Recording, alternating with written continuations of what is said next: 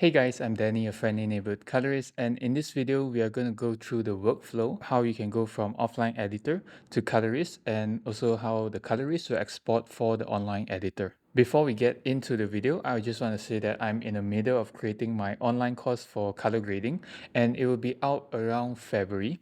That's why I haven't been uploading lately. So yeah, it's a lot of work to record all the lessons and then edit it all one by one because I don't have a team with me. It will be coming. My YouTube will be active very soon.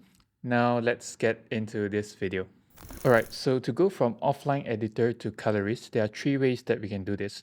The first one is the conventional way where it's traditionally done. The second one is a ProRes render that you can render the whole timeline all at once. And the third one is using Blackmagic Cloud, which is sort of a new workflow. There are advantages and also drawbacks to all three workflows, so we'll be getting into those in this video. In the conventional workflow, these are the materials that you have to prepare for the colorist. The first one is a XML file, or if you're on DaVinci, you can use a DRT file, or you can also use a AAF file, whatever file that can transfer the timeline between NLE softwares. So the second thing is an offline video. This is just for reference so that we know that the cuts are correct in the timeline that we have imported. And the third one is of course all the raw footage, either all or all used footage only. I will show you how you can minimize the file size by only selecting out used footages if you're editing in DaVinci Resolve. So let's start off with the XML file. Alright, so in this project, I have this music video that I've created recently, and it was the first time that this client has approached a colorist. Their previous experience with a colorist was quite a long time ago, and also it wasn't that good because they don't really know how to prep the files for a colorist. So there was some misunderstanding there. But thankfully, they've allowed us to use their timeline to demonstrate how to prepare a file for a colorist. So what I'm seeing here right now is exactly as how the offline editor has edited this whole timeline without removing anything at all. So this was what the client approved. And we have a lot of layers over here because this is a music video. So there are a lot of transition effects. There's even this 360 cam. So it's very interesting to see how to prep all different types of clips in a timeline. So if you're an offline editor, the first thing you have to do once your offline is approved is to duplicate the timeline first. We must always do this for safety. So once I have a duplicated timeline, this one you can leave it as it is and send it to the online editor. But the one that we have right here, I will rename it as for grade. So that we know this timeline is either for colorist or for grade. You can rename it however you want. And once that is done, we can unlink the clips so that it doesn't select the audio and video together. So I'm going to select all of my audio and delete because the colorist doesn't really need to listen to the audio. It's only for preview. So once that is done, we can also remove the audio tracks if your software has the ability to do so, because we don't need all those empty tracks. And now I have a bit more space. So the next thing you have to do is to remove all the graphic elements, for example, animations or text, things that doesn't need to be graded. You can remove all of those. In this case, I'm not seeing any graphic elements, I think because it is removed. But at the end over here, there is a field like this kind of graphic credits. Yes, these can be removed because it does not need to be graded. In fact, I'm going to remove the whole ending here because it's not related to the colorist. And let's check for any other graphic. Yep, it seems pretty clean already. So the next thing that we want to do is to flatten the timeline into one video track only. So once there's no more graphic, we can also flatten it further by going into the clips itself and removing the clips that are not used. As in this case, there is two clips here, one opening and one DJI. We want to retain, so they are both the same. If I've disabled the top, it's the same at the bottom. So we want to retain the one that is the source footage because that has the timecode in it. To check for the timecode, we can click on the clip and go into our index. So you see that there is the source in and source out timecode for all the clips right here. So this is very important. You must make sure that the timecode doesn't start with 0, because in that case, if the DIT created proxies without a running timecode, it's very hard down the pipeline for the colorist to relink back the clips to the original raw footage. So you must always make sure that there is a running timecode in your index. Right, so for the top layer that we are not using, we can remove it and try to flatten it down to one layer only. As for this one, there's a slight movement to the zoom and the position, but the time code of it is still the same, so I can still safely just remove it. So this must be done by the offline editor. If you pass a timeline that is untidy to the colorist, then they might charge you more, I don't know. But it's definitely going to be a pain in the ass. Not because we have to do more work, but it's because we have to guess which clip was approved in the offline. So that is going to be a ton of work for us. So if you're the offline editor, you're most familiar with the clips that was used.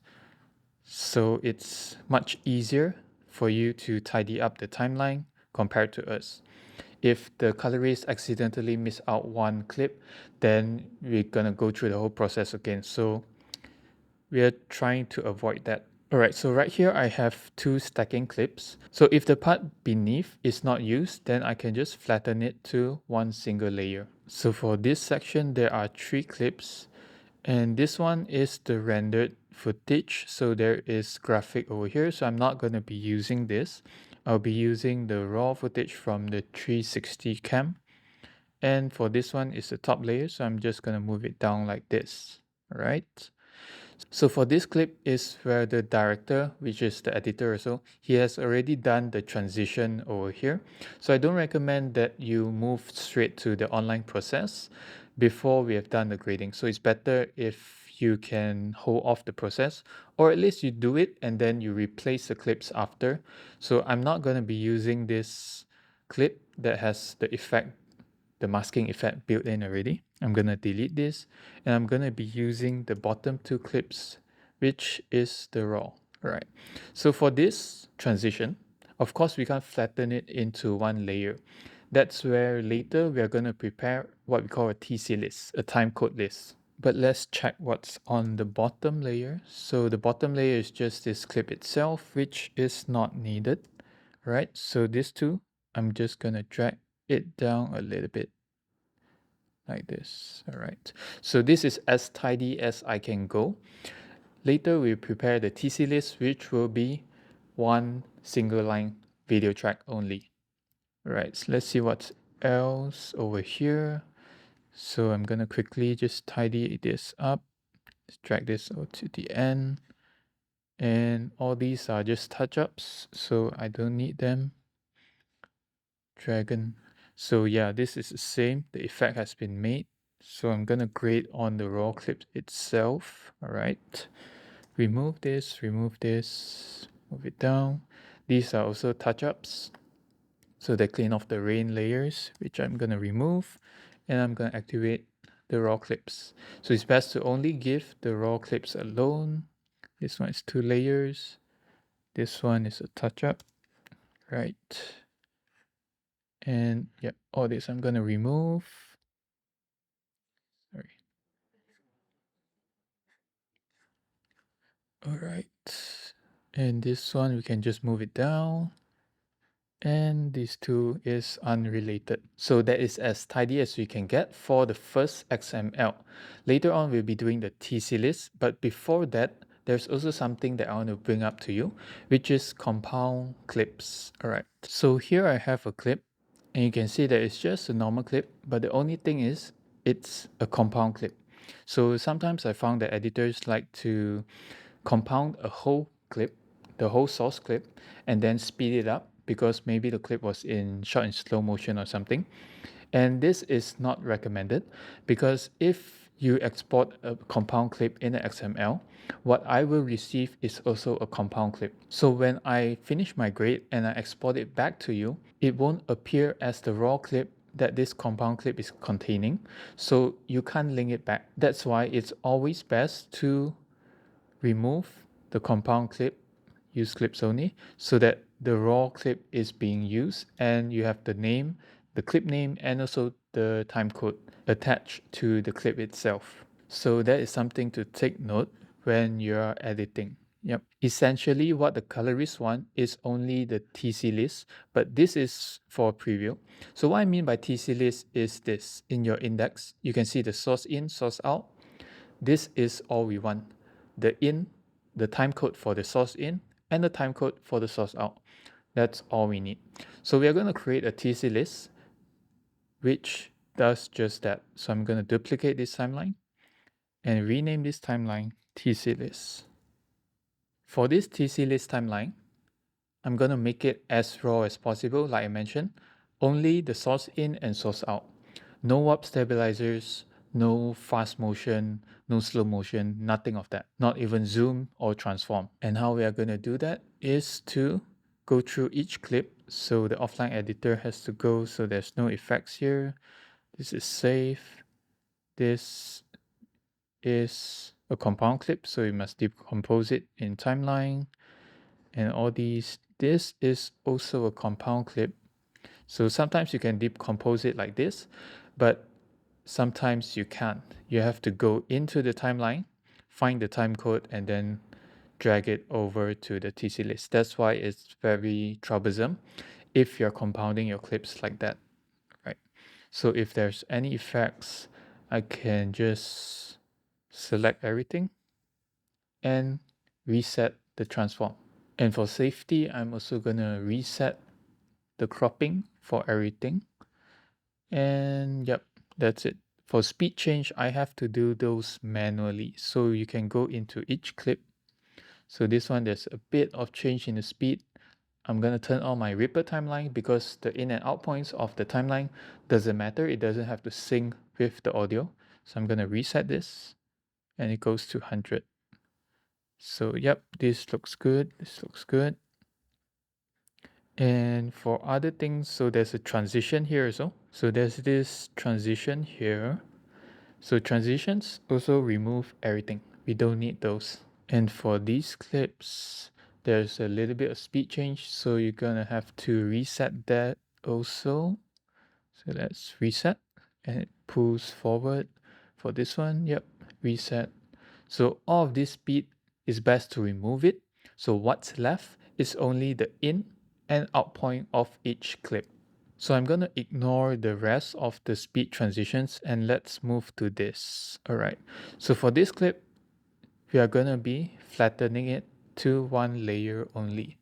So there's a shortcut key to select everything behind. Let's go to find. Select all forward is a shift Y. Sorry, option Y. Option Y. I'm going to move this back and then put this in. All right. I'm sure there's a faster way to do this, but I'm not an editor, so. All right. So, and for this clip, let's zoom in. Let's go here, option Y, move it back, and insert this into the timeline. Right.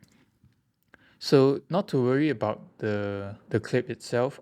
For the colorist, they don't have to regrade, like paste the grade onto this timeline if I'm grading on the preview timeline. The colorist can always choose to use remote grades so that the clip itself will sync with the other timelines. And this is only something you can do in this workflow. If you're doing a ProRes render workflow, then we can't do this remote grades function. All right. So once I have reset all the effects and all the speed in these clips, then you can send out this TC list and also this preview timeline to your colorist. You can do so by going into File and Export Timeline. So that's all for the conventional. If you're on Premiere Pro, it's more or less the same thing. I guess to remove all the effects and everything, it's more or less just the same. So moving on to our second item, which is the offline reference video. So this one is best if you include timecode and also individual clip name. So you have to provide the video reference for the preview timeline and also the TC list timeline. So how you can add the timecode and also clip name in DaVinci Resolve is by going into your workspace, into data burn in, and over here you can choose what kind of information you want to include in the timeline. So if I say record timecode, which is the timecode that you are in this timeline, and also include source timecode. So I can refer back to the clip and get where it starts and where it ends. And another very important thing to include is also your source clip name so that I know which clip it is. The other information are not that important. So what we can do with this is also to move it around. If you want to move it to a bottom row like this, we can do that. And we can also reduce the opacity of them so that it doesn't affect the preview itself. So these are things that you can do right here. And then I'm going to put this roughly right here. All right.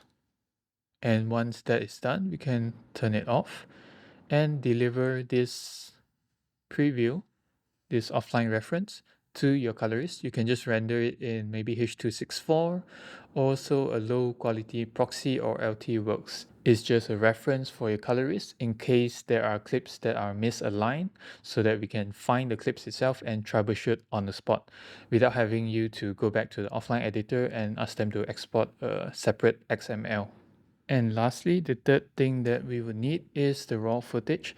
So you can either send all the raw footage in a hard drive straight from the camera, or you can also media manage and only send the ones that are used. So if I go to my TC list, which is the safest one, I can go into File, Media Management, and then select, let's say, Timeline, TC list, copy use media, or I can also use media and trim it to how many frame handles that I want, depending on how small you want the file to be or how much flexibility do you think that it needs. So if for the smallest file size, these are from like RE mini LF. So if I choose use media file, trim keeping, and you can also consolidate if needed, but yes, let's consolidate and see. It's only 71.7 gigabytes compared to if I use all use media, it's going to be 269 gigabytes. But it's always safe to send all your footage straight from the camera to the colorist if you can in a hard drive so that if there is a replacement of any shots, then we can adjust that without having to go back and forth. But if we are doing it online, then we might need to media manage and try to keep the file size a bit smaller. So if we are going for the online route, once we have done our media management, then we can upload the footage to maybe Google Drive. But Google Drive, you have to zip the file because it limits the download file size to only 2.5 gigs per zip file. So it's best to zip the whole file together, then only upload it to Google Drive. The one that I would recommend is actually to use Frame.io to upload because Frame.io uploads at a very high speed, which is like 500 megabytes per second, and it downloads up to 1 gigabyte per second. It is very stable. The only thing is that it costs a bit of money to subscribe to their services. But I still think that it's worth it. So Frame.io, if you're listening, I'm very happy to promote your products because good products is very easy to sell. So I guess that's about it for what we call a conventional workflow. Okay, so the second workflow is a ProRes render. It's quite straightforward. So if I go into my TC list and this is all the raw footage in its rawest form, what I can do is just render the whole timeline as one video clip in ProRes. So we use ProRes or DNX HDHR because it's a good medium. So I can go Apple ProRes 422HQ, which is 10-bit, and that is good enough in my opinion. But if you want to go one step further, you can go ProRes 4444. And yeah, try to keep this to its maximum size. If I switch it to HD, yep, then it will be HD. And for the other settings is to force sizing and force debayer to highest quality. So in this workflow, what the colorist will receive is the whole file as one video. And we can throw it into our media tab here and we can do a scene cut detection to cut each clip. So there are a few downsides of using this workflow. One of it is that sometimes scene cut detection doesn't really detect the cuts that well. And another thing, because you're only giving me one full timeline, I won't be able to export any frame handles for you. So in case there is some transition between the clips, you will have to account for that when you're exporting the ProRes render. So this workflow is more recommended for long-form documentaries, TV series, or even feature films because those kind of projects doesn't have a lot of transitions. Other than that, it's still better to go for the conventional workflow. So for the last workflow, let's finish up here, is Blackmagic Cloud. So Blackmagic has not so recently released their cloud, which allows you to work on the project collaboratively. So with only one party that is paying, you can host the project for multiple editors, colorists, online, anything. Yeah, I'm not gonna go so deep into that because there are a lot of videos to show you how that works. But the only thing I can say about this workflow, the only drawback is that if I'm using any custom LUTs or any DCTLs, then I would have to share those assets with the online editor as well. And if the offline editor wants to come back in, I have to share those assets with the offline editor as well if they want to view the final or deliver the final output. So this limits my color grading to only the tools in DaVinci Resolve. Even plugins like DaVinci or Nope Omniscope, I can't use any of those. So that's the limitation of Blackmagic Cloud. But otherwise, it's a very, very functional tool and they're improving very quickly. So it's a good tool if you're working with your own assistant colorist or junior colorist, and it can help you streamline your workflow between DaVinci Resolve editors. Yes, that's another thing.